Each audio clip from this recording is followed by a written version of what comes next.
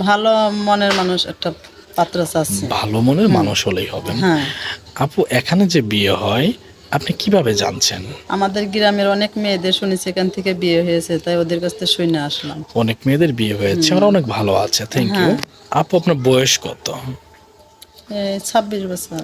কোনো প্রবাসী বা বাংলাদেশি কোনো ভাই যদি আপনাকে বিয়ে করতে চায়, আপনি কি বিয়ে করবেন? হ্যাঁ, আমি করব।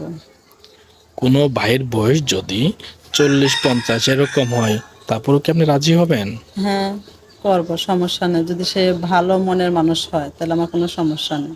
আচ্ছা ঠিক আছে, ভালো বোনের মানুষ হতে হবে। যদি কোনো প্রবাসী ভাইয়ের হ্যাঁ, কোনো বাচ্চা কাচ্চা থাকে বা তারপরেও কি আপনি রাজি হবেন? হ্যাঁ, আমি রাজি। যদি কোনো প্রবাসী ভাইয়ের বা বাংলাদেশি কোনো ভাইয়ের যদি বউ থাকে, আপনাকে যদি দ্বিতীয় বউ হিসেবে গ্রহণ করতে চায়, আপনি কি তার কাছে বিয়ে বসবেন? হ্যাঁ, আমি বলবো।